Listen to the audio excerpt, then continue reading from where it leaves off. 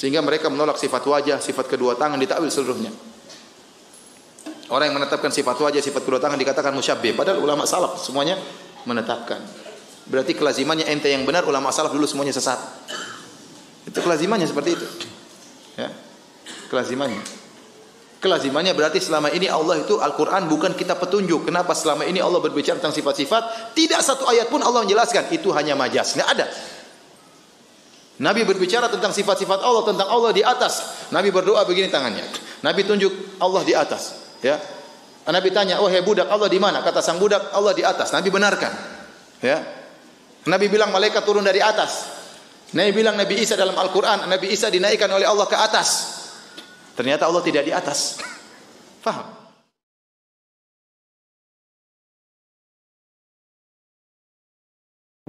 Salah satu akidah sesat Wahabi adalah menganggap Allah ini punya tempat. Kalau memang Allah punya tempat di aras, ayat andalan mereka Allah itu yastawi 'alal arsy. Kalau memang Allah bertempat misalnya, ayat itu menunjukkan makan, padahal makan ciptaan Tuhan. Di mana Allah bertempat sebelum tempat itu diciptakan? Itu kan pertanyaannya itu.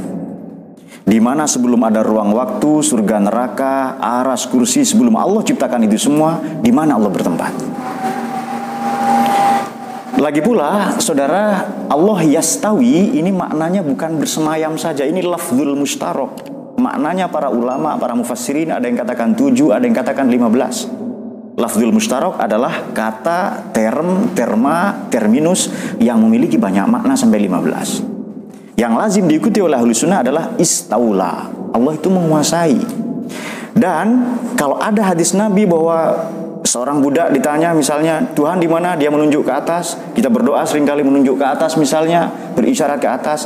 Ini bukan tempat, ini bukan makan, tetapi makanah.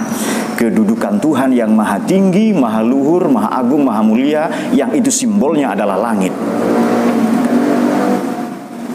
Wahabi katakan tidak satupun ayat yang menunjukkan Tuhan berada selain di langit. Tuhan di langit semua.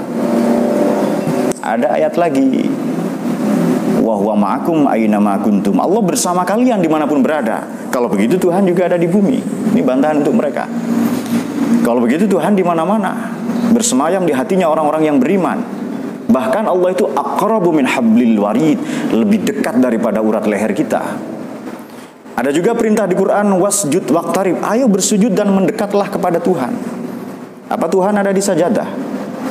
Apa Tuhan ada di karpet, di masjid, di musola? Kan tidak. Maka perlu pandangan atau arahan direction secara umum bahwa Tuhan tidak seperti apapun dan siapapun. Mukhalafatul hawadits. Nah, pandangan-pandangan seperti ini, akidah Wahabi ini terjebak kepada tasyabbuh atau mutasyabbihat atau tajassum.